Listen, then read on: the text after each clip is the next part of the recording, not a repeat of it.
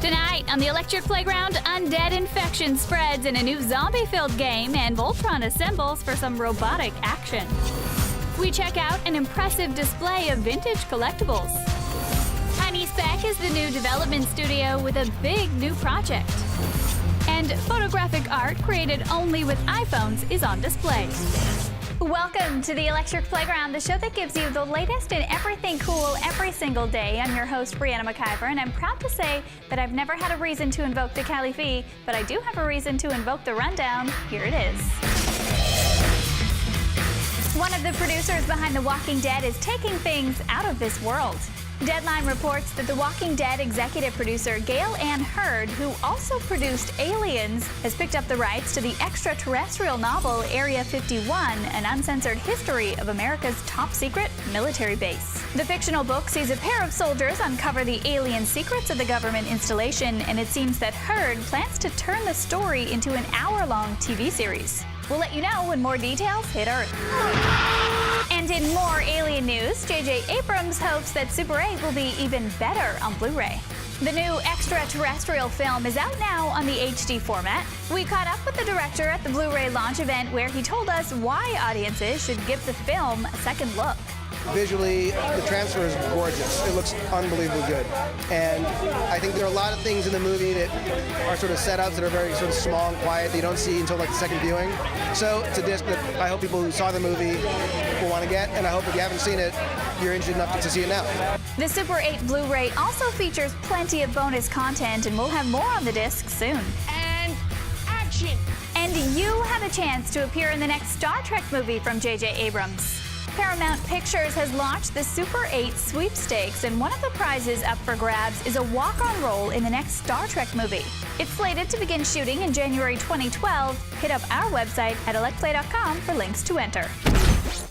One of the lesser-known DC heroes may get a boost on the small screen.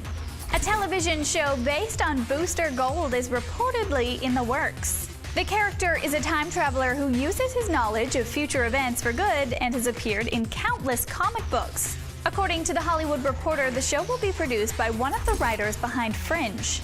We'll let you know when Booster Gold makes his way to the airwaves. The MotorStorm franchise is coming to the PlayStation Vita, and it's smaller than ever before. Get ready for MotorStorm RC, a pint-sized racing game where players drive tiny radio-controlled vehicles. It's being developed for the handheld Vita and the PS3 and will support 4-person multiplayer matches between the two systems. Plenty of different car classes and tracks will be available when MotorStorm RC crosses the finish line. It's a launch title for the Vita, and the device will hit stores in February 2012. And in other PlayStation Vita news, the makers of SOCOM are crafting their own launch title for the device. It's titled Unit 13, and like the SOCOM series, will offer fast-paced third-person shooter action. Players control one of 6 operatives in a skilled military team and must accomplish dozens of covert missions across the globe. Single and co-op play are supported with plenty of social networking features like voice chat, team leaderboards, and daily challenges built in. Best of all, Unit 13 will make use of the Vita's dual thumbsticks. If you still want more out of the Vita, it's also getting a batch of augmented reality games. Sony has announced that 6 augmented reality markers will be available for the device, allowing users to turn the real world around them into a virtual game space. Several cool games that utilize the AR tech have been revealed, and Sony says that 3 of them will be available for free. More details will soon be revealed. More Akira casting details have come in from the mean streets of Neo-Tokyo. Ken Watanabe, star of films like Inception and Cirque du Freak, is in talks to appear in the upcoming live-action remake of the Japanese anime movie. According to Twitch Film, he's up for the role of Akira's sinister military colonel. The part was originally expected to go to Tinker Tailor Soldier Spy star Gary Oldman, who has reportedly left the project. Akira is slated to begin shooting soon. Insidious director James Wan is teaming up with the indie filmmaker behind The Divide. Shock Till You Drop reports that Wan is set to produce a devilish new movie titled House of Horror. It will chronicle paranormal phenomena at an abandoned house. Xavier Jeance, the director of the highly anticipated apocalyptic thriller The Divide, is set to helm. Shooting will begin soon. Audiences can catch The Divide in theaters this January. We have survivors in a building Those of us here on Earth are about to learn a lot more about our alien neighbor, Mars. Are you crazy? I don't even know anything about Mars. NASA is slated to launch its latest Mars rover this weekend. Nicknamed Curiosity, it's a nuclear-powered mini science lab on wheels that can analyze the Martian soil and determine if life ever evolved on the planet. This is by far the coolest rover we've ever sent to Mars, and we're a science-driven program. Mars exploration program is really about learning about Mars, learning about the history of Mars and the habitability of Mars, and was it a place where life could have been. That's why the rover's so big. The rover's quite a bit bigger than before, so we've got much more science instruments on board. Curiosity is scheduled to land on Mars in August 2012. Earthlings will be able to check out videos, photos, and other updates during the mission, so hit up our website at electplay.com for links. Up next, cool collectibles and iPhone art is on display.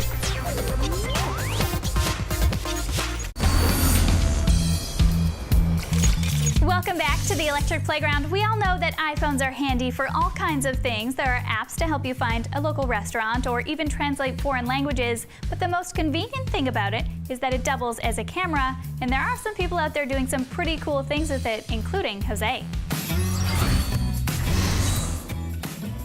Now, when I'm out and about and I'm traveling, I use my iPhone as my camera of choice. And now we're talking about iPhoneography. Where does iPhoneography come from?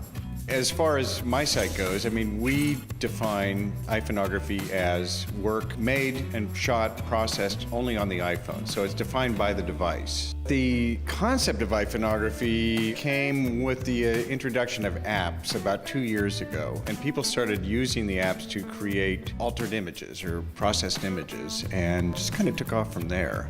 What made this something that you wanted to jump on board with and show off in a gallery?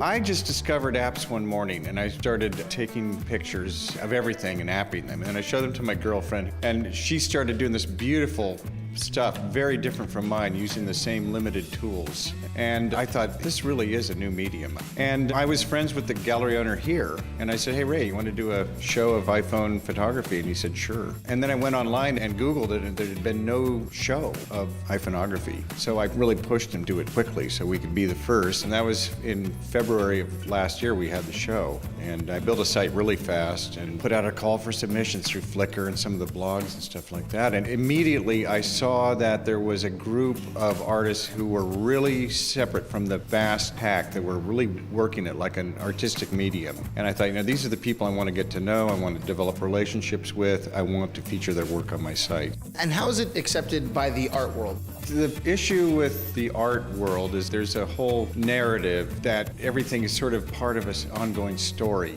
And iPhoneography really hasn't entered into the modern art narrative yet. It's still underground. And so what's in store for you for the future? Where do you take it? I mean, you put all these pictures up in a gallery. Where are you going from here? Well, I hope to continue doing shows. We have some pretty good, interesting stuff coming up, and we have some plans to build out the website, to build out more of a digital back end where people can congregate and do some very interesting things. But a primary focus of Pixels will always be sort of a curated front end and kind of pushing the artists to take themselves seriously and pushing, you know, the work into the fine art realm and into museums and galleries. And I really believe in the work and the artists. Jose may enjoy taking photos with his iPhone, but Vic enjoys collecting things, and he recently stumbled upon a local toy store with a vast collection of things old and new.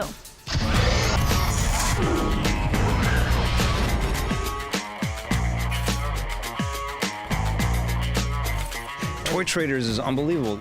Matthew, how did this store come to be? It looks like pure passion everywhere. It just started off as a hobby. Yeah. I was kind of into comics, and I was at a flea market, and I was walking along, and I seen a He-Man figure as a kid. I always wanted, and the guy said it was $1, and I'm like, oh, it's cool, and I bought it, and then I just got into collecting toys. Everyone starts from somewhere. Yeah. And I say it's their base collection, you know, the toys you had as a kid, and you get out and you start looking for more stuff. So at the time, my business partner and I, Ron, who's passed on now, had the idea this would be a good, you know, something to do. And I collected toys, and 17 years ago, and here we are. So this is really your baby then. You saw that there was a desire to collect toys, and that there must be other people that were as big into this stuff as you were. Well, exactly. 17 years before eBay and before you knew what stuff was worth. I mean, I was into it because I liked it, and I would run around flea markets and garage sales just trying to find toys I had as a kid and set them up on my house. And I know the girlfriend came home the first few days and she was choked. So I got a new girlfriend. You are seeing someone now that understands your passion for toys and collecting. You know, you go into a lot of toy stores and they don't have anything like this. They don't set up a fleet of TIE fighters and X-Wings and a giant Star Destroyer and a Death Star. Like even FAO Schwartz in New York City doesn't have stuff that's as cool as this. Well, I just wanted somewhere to display my vintage toys. So I had just shelving put up for vintage toys, and it was really cool. And then people came from all over to see it. And it's kind of humbling when people come from far away to see your toys. So then I thought, well, I should really make it better. And then it just became a phenomenon. And we're always changing it up. And where we're standing right now, Christmas Day, we've got a big project that we're launching right here. There's a lot of talk that the toy industry is kind of plateaued or it's not doing as well. I think for me, when the economy gets tough, people always go after the kids first. I've owned the store 17 years. As much as a collectible store as well, it is a large toy store. So I see multifacets of that.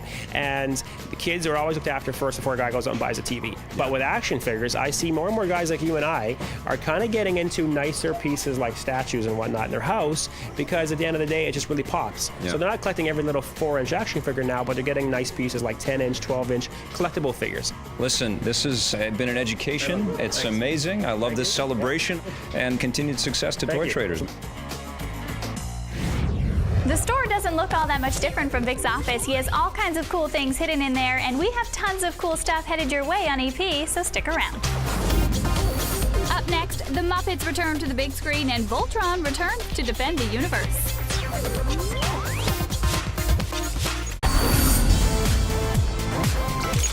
You're back here at the Electric Playground, and we're about to join up with Shaun because he's going to defend the universe from enemies as he tells us all about a game he's been dying to play for years. From days of long ago comes a legend. The legend of Voltron, defender of the universe. Peter, Voltron has fans around the world, millions of them. Voltron is in their hearts, in their minds, and now they're going to be playing Voltron on their consoles. What's happening in this game? It's been over 25 years of pent-up excitement for Voltron, and we wanted to create a game that delivered to that nostalgic fan of Voltron. The main features are co-op play, 5-player, multiplayer. You play in sort of a twin-stick shooter mode, but with a lot of melee elements. It's paws, claws, and jaws, as you'd expect from playing Voltron with the lions. But it switches over once you get to the Row Beast to up to 5-player local action, which basically is a turn-based combat where each player takes turns picking what attack element they use, and the other players will then determine the power of that attack, and you have to hit it just right to execute. So it's all about cooperative play. It's all about playing together as a team. The Lions usually bounce off the Row Beast of the week. They keep on hitting their heads against it for the longest time. You wear down the Row Beast to a certain point, and then you form Voltron, and there's a whole cool sequence around forming Voltron. And then, of course, the true battle against the Row Beast takes place, and that's where the fun really kicks in, and that's where we put a twist on the gameplay, too, to really vary it. It sounds like there's a lot of different gameplay types in this game. How did you decide which ones were going to be in the game and which ones maybe you wouldn't use? The foundation is co-op play, and so what we did was we prototyped a lot of ways that people would play together to find an experience that felt natural, because you might be playing with 4 people you've never played with before. So we wanted to make sure that it was fun when you're sitting down playing online, playing through the whole campaign with 5 people and trying to work it out together as a team. How are we introduced to the Voltron team in this game? We have scenes from the show, and they introduced each of the characters, and of course, you learn where the Lions have come from, their special abilities. Each of them, of course, has unique elements to them. And then as you progress through the story, you end up revealing some of your additional powers and also the Zarkon forces that you have to come up against. And there are a wide variety of forces in the series that you'll have to find different tactical ways to take out.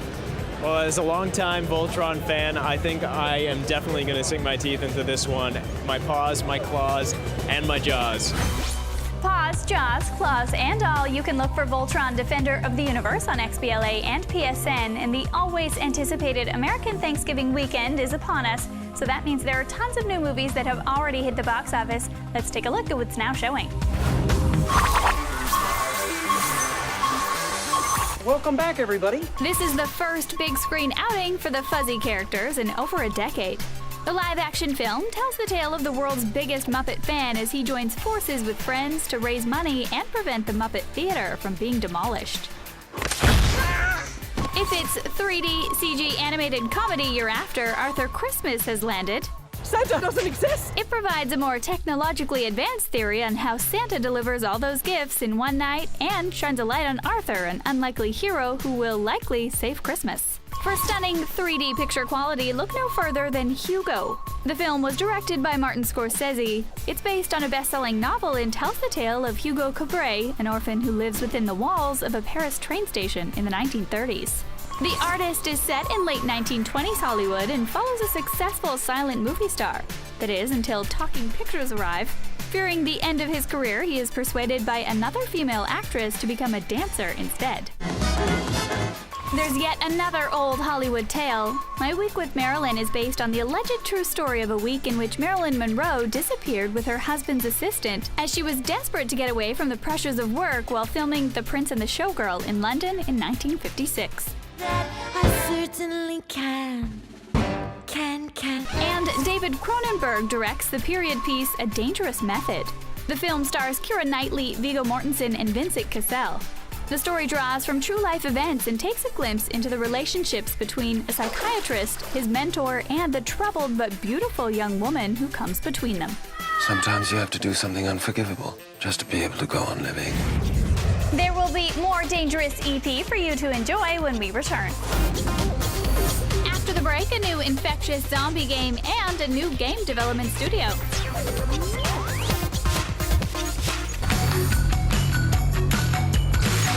Welcome back to EP. Jose is here to deliver a first look at the upcoming survival horror game Amy. It's being developed by a company in France and is set within a virus-infected city as we follow two survivors, one a young girl named Amy, who is apparently immune to the virus and can heal the other.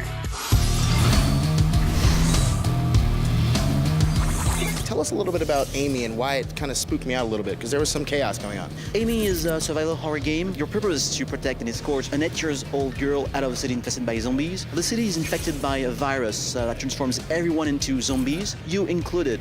So you'll see that being a zombie is not so cool, and if you do that too long, you die. But when you're close to her, she can heal you, and you're not affected by the virus. So sometimes you have to choose. What do you want to do? Do you want to have Amy with you, who can slow you down, or do you want to avoid the enemies?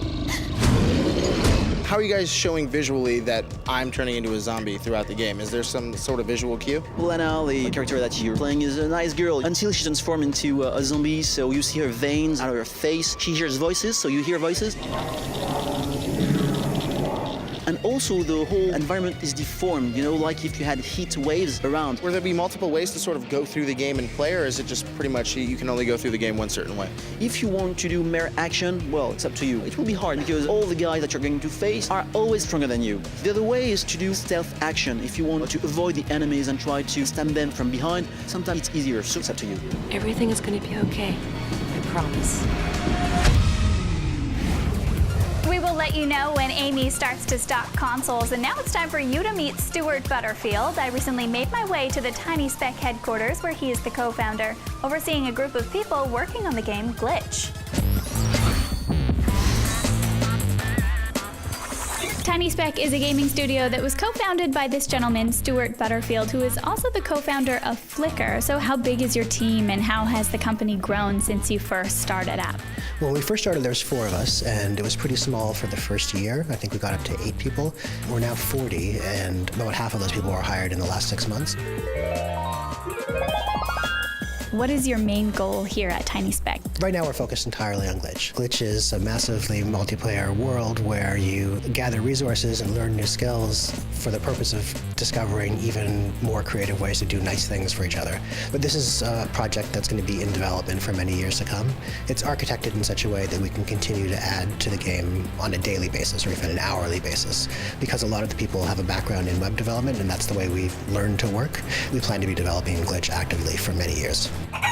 Why did you decide to go with a free-to-play model? That might be something that people would be scared of, and why not try to find a big publisher to put your game out for you? think maybe that has to do with the internet background as well. When you make a website, you don't ever go to a publisher. I mean, you can partner with people, you can try and get distribution, but you're on your own, and we're comfortable working that way. As for free-to-play, we want to be able to attract a wide audience, and having people pay upfront a subscription fee or some purchase price is a pretty big obstacle. We can get a bigger audience trying the game if it's free. You have offices in Vancouver and San Francisco. Here in Vancouver, you say you have a lot of the creative people working for you. So what was it about this city and the people that are here that you knew this was the place for Tiny Speck? Vancouver is a great city for creative production. Obviously, there's a huge number of studios, and it's partly because Vancouver is where I'm from and where I live. And we were able to attract a lot of really talented people, illustrators, animators, level builders, and so on. With the help of these people, do you think that you guys were able to achieve what you set out to do? The company's 2.5 years old, and for a long time we were just laying the groundwork and building some tools, but it's really accelerated over the last little while. On the other hand, we've been thinking about this since 2002. It's been a long journey, and a lot of things that were kind of pipe dreams we've now actually fulfilled. A lot of features that we thought about for months or even years are now actually built, so it's really exciting. You can expand your imagination by entering the world of Glitch anytime, and you can expand your horizons by learning about more cool things tomorrow on EP. On the next Electric Playground, we take a look at Samsung's hottest gadgets. We've got an exclusive first look at a new MMO. And coming soon to EP, we delve into the creative minds of new media with our Storytelling 2.0 series. If you missed anything in the show or you just want to watch it again, you can visit us at g4tv.ca or go to our website at electplay.com. You can also follow us on Twitter under electplay and find us on Facebook under Electric Playground. We've reached the end of the show, and that means it's time for me to head out, but I will leave you with this look at the upcoming third-person shooter, Spec Ops: The Line. Enjoy it. I'll see you tomorrow.